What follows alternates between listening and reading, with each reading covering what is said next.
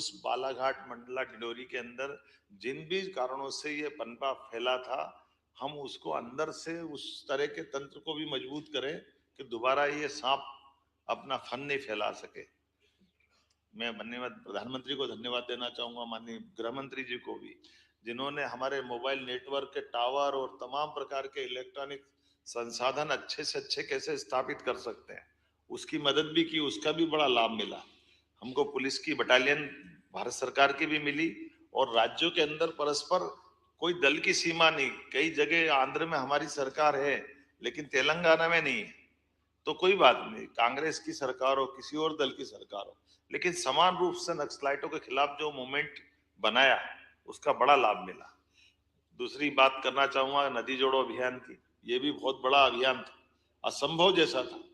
कभी अटल जी की बात याद करें कि बुंदेलखंड में केन बेतवा नदी जोड़ो अभियान की जब बात आई थी, वाकई ये ऐसा लग रहा था कि तो क्या होगा भगवान जाने कैसे करेंगे। लेकिन केन बेतवा नदी जोड़ो का जो लाभ मिला बहुत तेज गति से, और अब तो रोज नए नए जिले जुड़ रहे हैं। नहीं तो हम इधर कभी सोचते नहीं थे कि भोपाल, इंदौर, उज्जैन ये तो नर्मदा जी से ही जुड़ गए थे, लेकिन ये पर्वती कालीसिंध चंबल का कैचमेंट एरिया है। इधर नीमच मंदसौर चंबल तो वर्षों से थी, गांधी सागर डैम भी वर्षों से था, लेकिन नीमच मंदसौर में सिंचाई का रकबा का माननीय गृह मंत्री जी मौजूद है। हमारा पानी, हमारी नदी, हमारा कार्यक्षेत्र, लेकिन पीकेसी योजना से अब लाभ पूरा लेंगे। ये पीकेसी नहीं, पीकेसी ने तो और एक नया दौर लिखा। माननीय प्रधानमंत्री जी ने जयपुर के अंदर भाषण में जिसको कोड किया श्रीमान नरेंद्र मोदी जी के शब्दों में, कि आज का ये जो पीकेसी पार्वती कालीसिंध चंबल योजना का शुभारंभ ये नए युग की सूत्रपात है।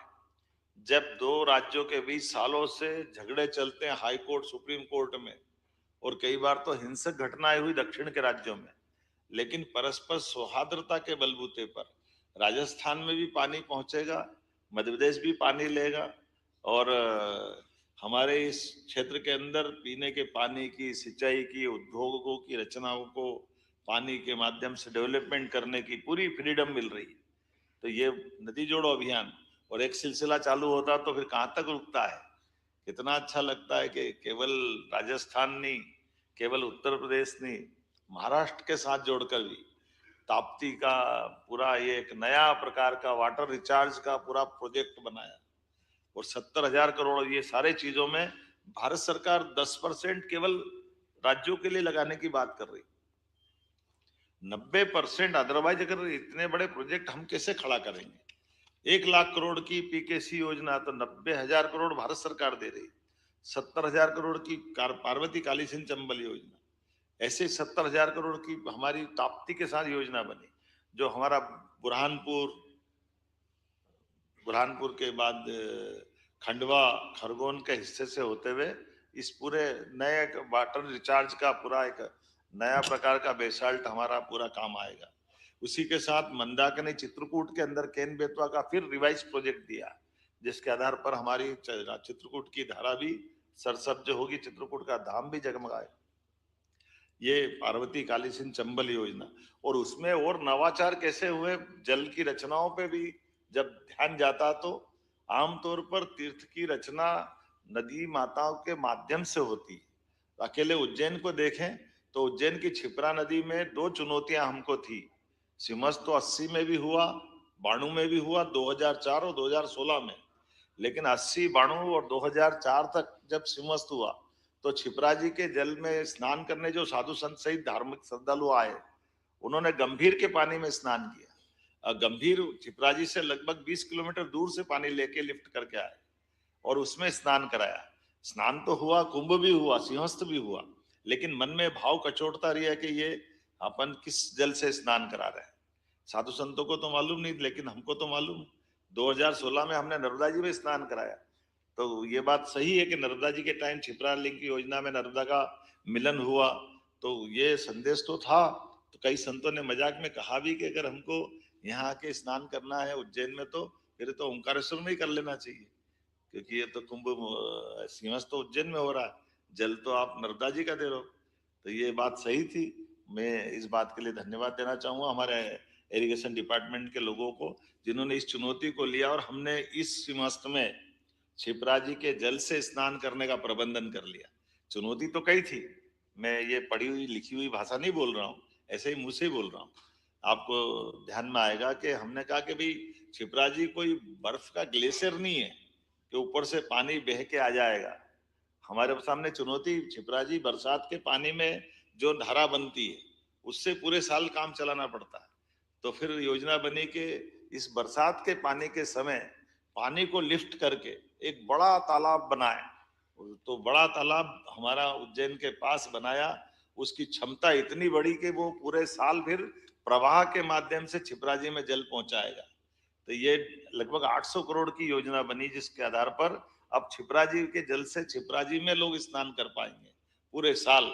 लेकिन एक चुनौती और थी कि क्षिप्रा जी का जल तो शुद्ध कर देंगे, लेकिन हमारी जो भौगोलिक रचना ऐसी कि इंदौर का बढ़ता हुआ भौगोलिक एरिया, लेकिन उसकी ढलान तो उज्जैन की तरफ थी।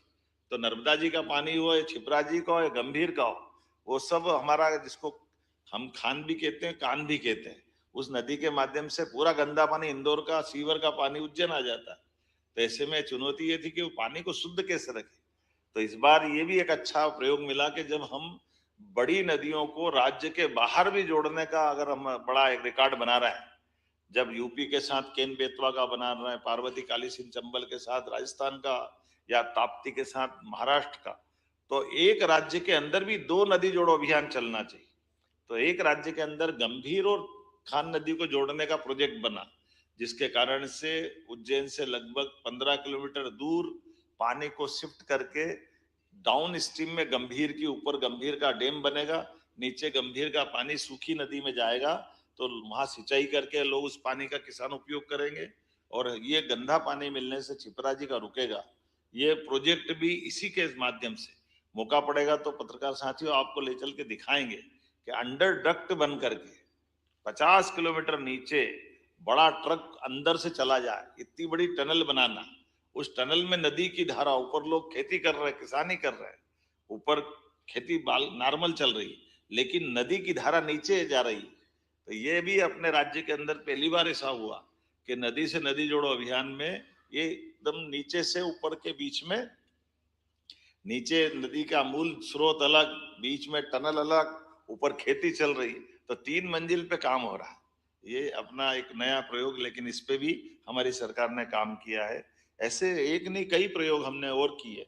उदाहरण के लिए आपने सबने देखा होगा, यही भोपाल, भोपाल में जीआईएस नहीं होती थी, रीजनल इंडस्ट्री कॉन्क्लेव नहीं होती थी। उद्योग के मामले में एग्रीकल्चर ग्रोथ रेट तो हमारी बहुत अच्छी थी, लेकिन एग्रीकल्चर ग्रोथ रेट के अलावा भी हमारे राज्य के अंदर इंडस्ट्री जब तक नहीं आएगी तब तक हमारी ठोस अर्थव्यवस्था पे प्रश्न खड़ा होता था। और उस व्यवस्था पे विचार करने के बाद हमने निर्णय किया कि रीजनल इंडस्ट्री कॉन्क्लेव होना चाहिए। तो छोटे छोटे संभाग केंद्रों पर, मानता हूं ग्वालियर जबलपुर तो बड़े थे, भोपाल भी बड़ा था, लेकिन इंडस्ट्री कॉन्क्लेव पहली बार हुई। कई लोग आश्चर्य जब हम कर रहे थे कि बड़े बड़े उद्योगपति आकर के कहते ग्वालियर में हम पहली बार आए, जबलपुर पहली बार आए। तो जब जबलपुर ग्वालियर तो आए आए, लेकिन सागर और नर्मदापुरम में भी और शहडोल में भी, शहडोल में तो जो हमारा इस्पात का कारखाना टीएमटी सरिया वाले ने लगाया, वो अग्रवाल जी आकर बोलते कि मैं तो बिल्कुल पास का छत्तीसगढ़ का ही हूँ, लेकिन मुझे ध्यान ही नहीं गया कि शहडोल में भी हो सकता है क्या। 3,000 करोड़ का बड़ा एक इंडस्ट्री का पार्क, ऐसे निवाड़ी जैसे जगह जिले में एक बड़ा इंडस्ट्री है। निवाड़ी 1.5 विधानसभा का जिला, लेकिन निवाड़ी जैसे जिले में एक 3,000 करोड़ का बड़ा कारखाना इस्पात का अगर वो लगता है, तो ये हमको सबको प्रेरणा भी देता है, गर्व भी होता है। और अलग अलग नेचर की सब क्षेत्रों में अब खाद का कारखाना सागर में चालू हो जाए, ये भी आश्चर्य है। और खाद भी कौन सा, जिसके लिए 12-32-16 एनपीके, यूरिया। अब ये हमारे राज्य के अंदर आज अधिकांश खाद तो हमारा झाबुआ और सागर से ही पूरा हो रहा है, केवल भारत सरकार की परमिशन चाहिए, बाकी तो अपने राज्य में ही बन रहा है। अब ये भी एक थोड़ा नया और चुनौती वाला भी है कि केवल रसिया पे डिपेंड नहीं है, हम तो हमारे राज्य में बना रहे हैं और हमारे राज्य के अंदर उद्योगपति उसको दे भी रहे। ये एक नहीं, ऐसी कई सारी सौगात है। पंप स्टोरेज, अभी मैं जब ग्रीनको के लिए हैदराबाद में गया, तो हैदराबाद में जिस कंपनी में मैं गया और जिस कंपनी ने यहाँ लगभग 6,000 करोड़ का निवेश किया है पंप स्टोरेज, राज्य के अंदर सौहार्दपूर्ण संबंध आसपास का रहने का क्या परिणाम आता है बताना चाहूंगा। ये देश का नहीं दुनिया का सबसे बड़ा पंप स्टोरेज हाइडल पावर हमारा बना है नीमच में। माननीय गृह मंत्री जी, आपने माननीय उप मुख्यमंत्री जी है, उसके अंदर उन्होंने खुद ने कहा कि ये इससे पहले हमारा दक्षिण में हैदराबाद के पास बनाया था, तो 4 साल लगे थे हमको बनाने के, और अगर ये विदेश में बनता है तो ये 8-10 साल में सारी परमिशन लेके होता है, लेकिन मध्य प्रदेश में 2 साल से भी कम समय में हो गया। उसमें से मैं ही भूल गया, एक तो उन्होंने मेरे को धन्यवाद दे रहे थे, तो मैंने कहा मेरा क्या रोल है? बोले आपका ये रोल है कि जब आप नीमच तरफ आए थे, एक इंडस्ट्रियल समिट में मिले थे, तब हमने कहा था कि सर ये पंप स्टोरेज में एक ऊपर टैंक बनाना पड़ता है, एक नीचे टैंक बनाना पड़ता है। तो ऊपर का टैंक तो हमने बना लिया, अब नीचे का टैंक चूंकि चंबल का पानी वो गांधी सागर में रखा हुआ मंदसौर में, और वो चंबल का पानी का कंट्रोल तो राजस्थान सरकार के पास रहता है। वो पानी जब तक खाली नहीं करे हम बनाए कैसे नीचे, और अगर नीचे नहीं बनाएंगे तो वो पंप स्टोरेज चालू कैसे होगा? तो आपके मैंने मेरे से निवेदन किया, मैंने वहीं से फोन लगा दिया माननीय मुख्यमंत्री भजन लाल जी को कि जरा ये चंबल का हमारा एक प्रोजेक्ट बिगड़ रहा है, आप अगर पानी कम कर दोगे तो हमारा काम हो जाएगा। मुझे इस बात के लिए आनंद भी आया कि उन्होंने कहा भैया जब आप पीकेसी जैसी योजना के लिए 20 साल से राजस्थान मध्य प्रदेश के झगड़े खत्म करके आप हमको पानी दोगे तो ये मदद क्यों नहीं करेंगे आपकी? उन्होंने कहा चंबल में हम पानी कोटा में रोक लेंगे और आपका ये पानी का उपयोग आप कर लो, हम पानी कम कर देते हैं। उनने 15 दिन के अंदर पानी कम कर दिया, और इसका फर्क ये पड़ा कि जो प्रोजेक्ट 4 साल में पूरा आने वाला था वो 2 साल में पूरा हो गया। तो ये कम से कम सरकार की व्यवस्थाओं में सजगता के साथ दूरदेशी व्यवस्थाओं के आधार पर जोड़ने का कई सारी चीजों, कई सारी बातें मैं कर सकता हूं आपके बीच में से।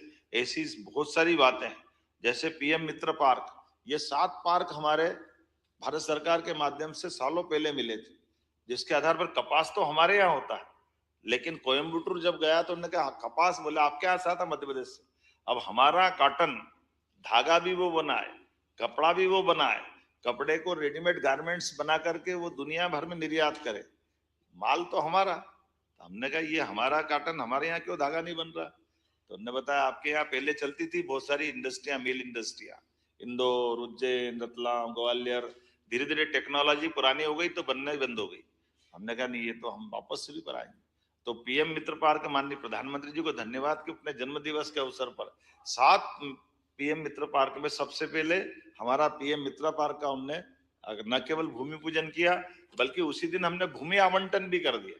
केवल इतना ही नहीं, अभी मैं आपसे आ रहा था तो आते आते भंडारी मेडिकल कॉलेज वालों का फोन आया, उनने कहा कि आपकी वो 2 साल की उपलब्धि तो मैं कल विज्ञापन छापूंगा, आप बता देना। मैंने कहा आपकी क्या बात? अरे बोले मैं आपको केवल मेरी साइक्लोट्रॉन की जो इंडस्ट्री के बारे में आपको बताना चाह रहा हूँ, जो विक्रम उद्योगपुरी में हमने लगाई। बोले जर्मन के आधार पर, जर्मन के विद्वान और वैज्ञानिक और वहां के सारे लोगों के साइक्लोट्रॉन की इंडस्ट्री के लिए हमको जमीन 2 दिन में तो जमीन मिल गई, 10 दिन के अंदर हाईटेंशन लाइन बिजली विभाग ने खड़ी कर दी। और हमारे पास जो जर्मन के वैज्ञानिक और लेबर लाए थे, जिनके भरोसे से वो हमको उत्पादन करना था, बोले वो आबो हवा इतनी अच्छी लगी और इतना सरलता से काम हो गया कि वो गए ही नहीं, और अभी साल भी पूरा नहीं और हमने वो उत्पादन चालू कर दिया। तो अब हमारे देश को साइक्लोट्रॉन का बहुत बड़ा लाभ अपने इस इंडस्ट्री डिपार्टमेंट से मिल गया कि आज वो जो दवाई उनकी है, उनका कहना वो दवाई 10 गुना सस्ती है, आज वो पूरे देश में उपलब्ध कराएंगे। उसकी अपनी एक शर्त रहती है कि वो 8 या 10 घंटे में उपयोग करे, इसीलिए वो आप देश में मध्य प्रदेश मध्य में है तो यहाँ से ट्रांसपोर्टेशन बहुत सरल पड़ेगा, अदरवाइज वो फिर खराब हो जाती। तो वो जो चीज 2 रुपए की है वो 2 पैसे की भी किसी काम की नहीं रहती। तो ये उनका कहना है कि ये भौगोलिक दृष्टि से भी, विज्ञान की दृष्टि से भी, अपने 55 हमारे पीएम एक्सीलेंस कॉलेज नई शिक्षा नीति के बलबूते पे लगना, ये भी घोर आश्चर्य की बात। कहा 1956 से लेके 2002-3 तक 5 मेडिकल कॉलेज थे, लेकिन आज मेडिकल कॉलेजों की एक तरह से श्रृंखला बन गई, लंबी लाइन बन गई मेडिकल कॉलेज में। और मेडिकल कॉलेज में भी प्रयोग कैसा पूरे देश में ये भी नवाचार हुआ है कि अब हम केवल मेडिकल कॉलेज के लिए हॉस्पिटल देंगे। मेडिकल कॉलेज का हॉस्पिटल जो हमारा ऑलरेडी हॉस्पिटल है, मेडिकल कॉलेज की बेस वो रहेगा। तो मेडिकल कॉलेज के लिए किसी को मेडिकल कॉलेज बनाना तो वो अपनी बिल्डिंग बनाए, अपने सारी प्रोसेस कर ले। 300 बेड का हमारा